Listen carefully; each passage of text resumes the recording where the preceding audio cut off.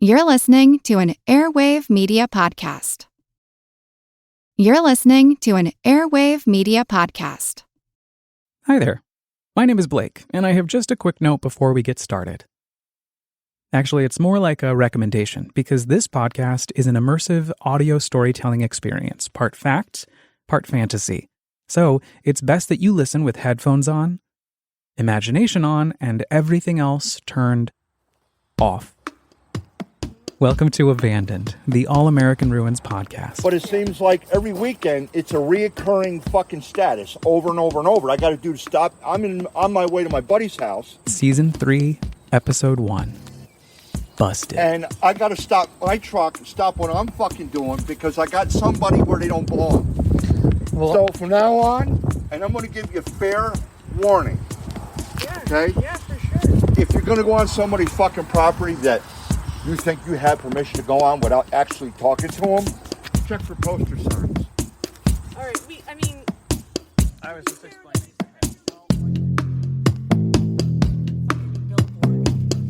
It says Jesus is alive. Oh my god. I can't believe, should I call that? You catch those things like crazy.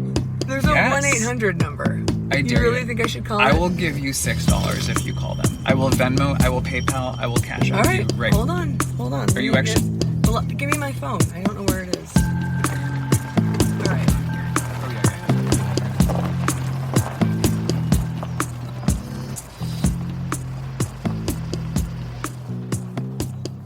We park on the side of the road, on the eastern side of the property. I make an assumption that this is just another Jewish children's camp. I have no information about its history, which is typical of my journeys to abandoned spaces. I'm not so keen on learning about a place before I explore. I wait until after I'm through any given adventure, simply because I don't want anything to infringe on the possibility of my imagination taking the lead. A blank slate works best for me. It provides the space to make up entire worlds in my head, to break away from the daily horrors of the real one. It's not that I'm uninterested in the backstory behind any of these all-American ruins. I would just rather let my brain paint its own picture first, without any interference to my spiritual healing practice of accessing my imagination inside abandoned spaces. It's honestly giving Alfred Hitchcock's Psycho. I was just thinking that. Today I'm with my buddy Julie, who you met last season, and we've taken a jaunt into this deserted campground that I've passed many times on my trips to the Catskills to explore what's left of the Borscht Belt. I've always been curious about this particular space.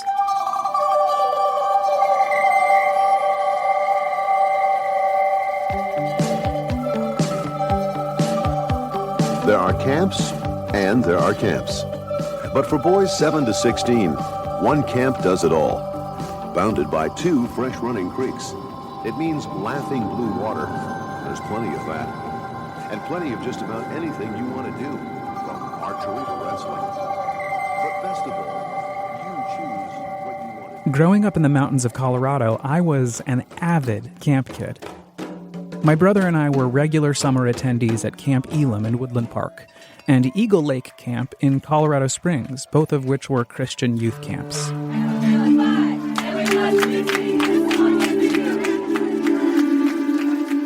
But this is New York, and as Julie and I begin to venture into the tall, thick brush of this overgrown wonder, I imagine that this, being smack dab in the middle of the Jewish Alps, was a place occupied primarily by Jewish kids. This makes sense. There are still many active Jewish youth camps in the area. It's been fun talking to you. Tell your folks about it. We're looking forward to seeing you there this summer.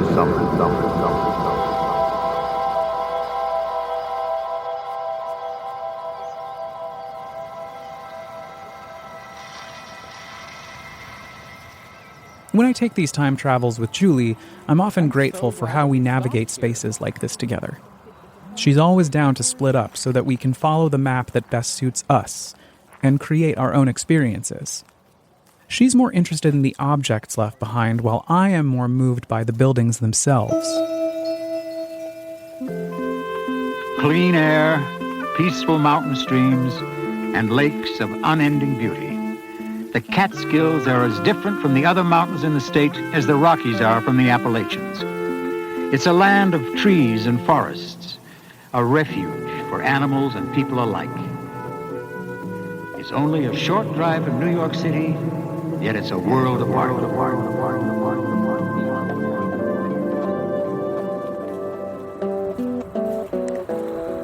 Yeah, I mean, there's buildings on this property? So if you come close to me... On site, we see several cabins, white and green. We start at the first cabin, together. It doesn't disappoint. It's clear that some of the stuff lying around was brought in after the fact, while other tchotchkes are original left-behinds, including this Garfield stationery I magically discover, which whisks me back to the mid-1990s when my brother was off at camp, and would send us mail on Garfield stationery, likely a stocking stuffer from Mrs. Claus. He always summarized his camp experiences so neatly, and it made me want to participate too, though I was a relatively shy kid who had a tough time fitting in with other boys.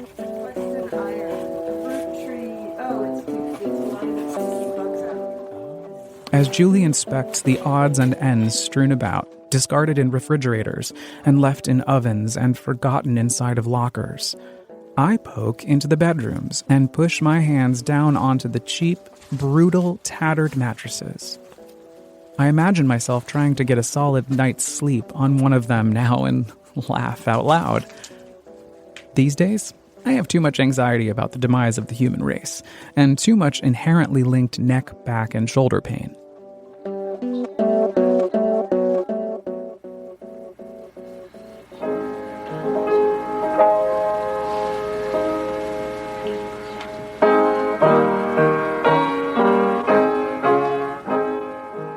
The walls bring me back to my own days at youth group retreats, the 4 different trips during which I came to Jesus 4 different times all over the course of my upbringing in the Presbyterian Church of the USA.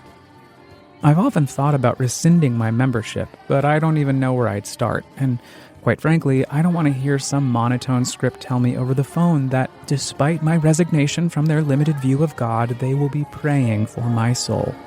Our Father and our God, the giver of all good and perfect gifts, once again you have spared a few of your children to see the breaking of another day, a day that we have never seen before. You have been kind enough, our Father God, to send down an angel to stand by our bedside throughout the night, kept watch on this old heartbeat of ours, kept our... Julie and I exit the first cabin, and her chutzpah carries her on faster than my legs want to move. I'm also deathly afraid of ticks, and I don't think Julie thinks about them too much.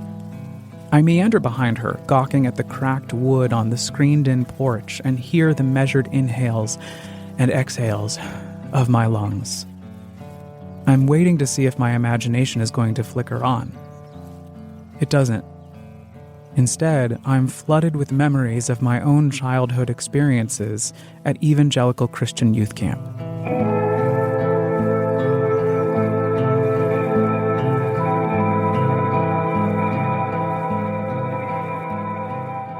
I clutched Sarah's hand. She was my favorite youth group pastor. We prayed, and I accepted Jesus into my heart. It was the 4th time I went through the accept Jesus into your heart scenario. Years later, Sarah and I became friends on Facebook, and sometime after that, she sent me a message to let me know that she had seen a story on YouTube about my experience growing up closeted while an active member at the church. What are the odds that my mom and my former youth pastor who sent me an apology message on Facebook would move to the same corridor of the country, merely half an hour apart? Or the first time I flew on a zip line over the wondrous Eagle Lake after having memorized 2 Bible verses, the toll for access to fly over the small body of water that sorta looks like an eagle. I could caress the sun in the sky, flying high over the cool, fresh water, the breeze sprinkling past me like a crowd of strangers getting off the New York City subway. It's those precious moments, despite all the secrets I used to keep at church youth group, or church choir, or church handbells, that I could feel safe and free, connected to God or what I thought was God. I just knew that ziplining across the sky I could be myself, if only for those 35 seconds of sky-held paradise.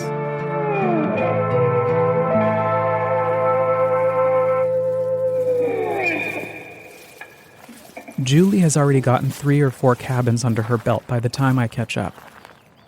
She enters a much larger building ahead of me, and it's filled with all sorts of shit. Mattresses piled up, mirrors leaned up against each other in horizontal stacks, old dressers and lamps and songbooks filled with Jewish folk songs, plus a tower of books and an old map of the Catskill Mountains. Julie rifles through each and every object strewn about the large, dusty, and open room while I take photographs of a discarded bottle of Boone's Farm and recollect on the first time I got drunk, alone, at 16, pounding shots of vodka from a plastic bottle, unsuspecting of the 2-day hangover that was about to erupt and take me home from school, which I lied to my parents about, merely stating that I'd gotten a stomach bug. Is the problem with drugs or alcohol, or with people?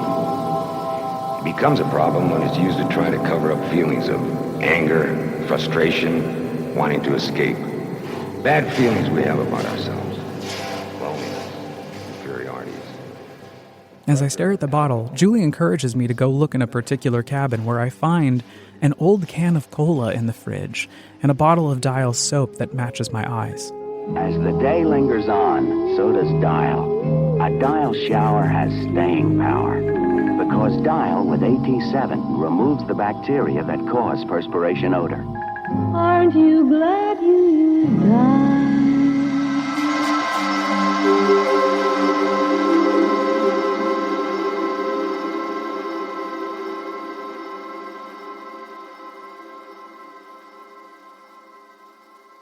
The mid-afternoon light streaks through the windows, hovering over the bunk beds. This place once held many joyful childhood moments, and it still holds many beautiful childhood memories, though none of them are mine. I'm here creating new ones, layering on top of the old ones like paint. I smile, gather my thoughts, and head outside to another porch.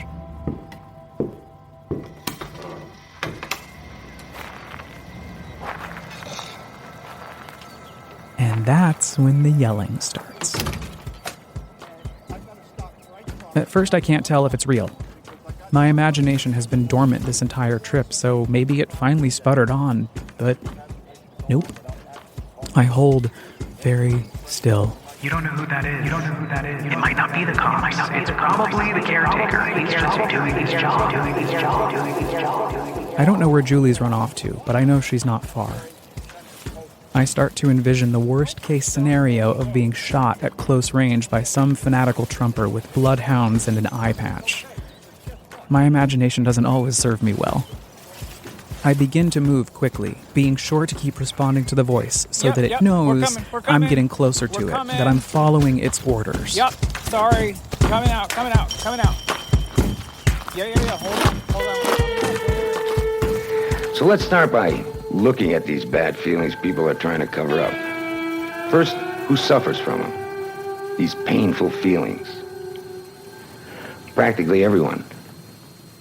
Even me.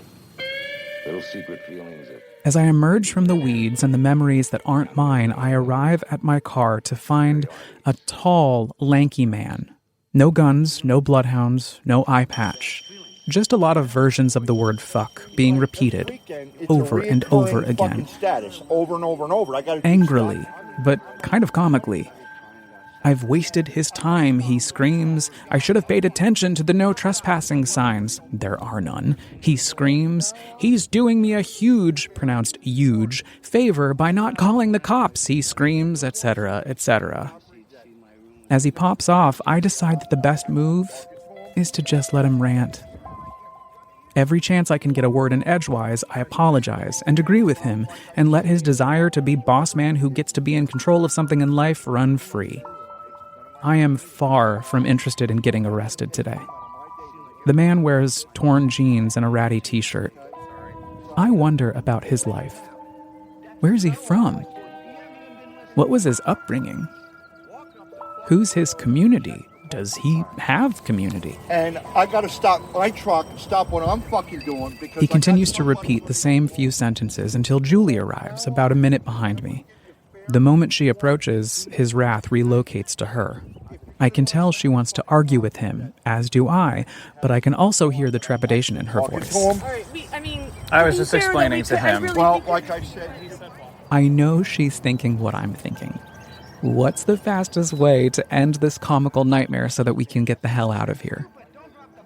Julie backs off from the argument quickly, acquiescing to his goofy anger, which is when things start to get even weirder. Out of nowhere, he states, whatever he is to you, boyfriend, friend, whatever the fuck it is, which is none of my concern, I could give shit less. But when I gotta take why did he say that, I wonder? Shit like this, it pisses me off. Yeah. Okay? Sorry. So, from now on, before you walk on anybody's property, walk up the fucking road and check for posted signs. Don't just stop on the road and think that because somebody's fucking hearsay. And suddenly I realize, I think this dude is family. Queer family. Closeted, ashamed, queer family. Otherwise, why would he say that? Maybe I'm wrong, but it's such a weird way to put things. Bad feelings? Talk about bad feelings. I don't want to bore you, but you know where they come from? You want to know? Well, it all started when I was a baby. I can remember I'd be crying about something, and my mom would come over and be all mad and yell, "Knock it off, dummy!" That's the first thing I remember. I was a dummy. Then when I was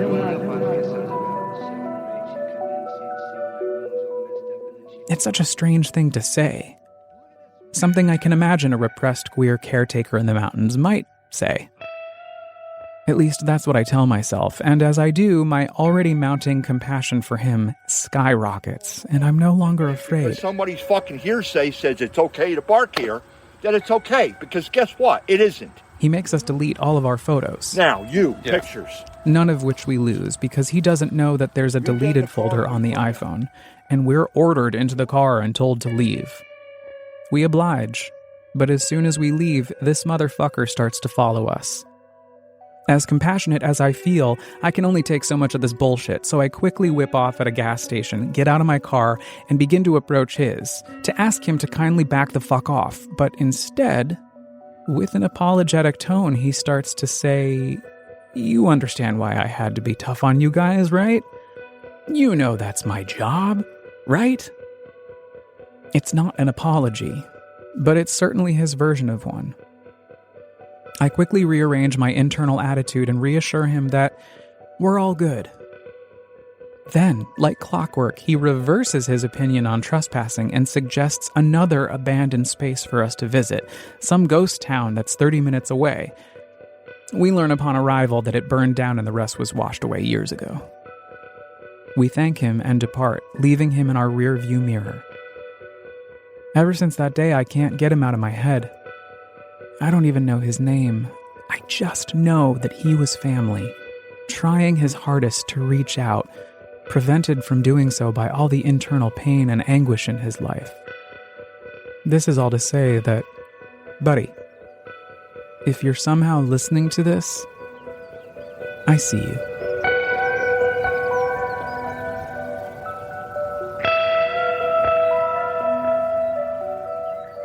If you're just tuning in, then welcome to the third season of Abandoned, the All-American Ruins podcast. Join me every other week as I guide you through an immersive sonic story, recounting my expeditions of abandoned spaces across the United States, which I transform into fantastical audio experiences that allow you, dear listener, to dive into my imagination with me, or maybe inspire you to go out and use your own.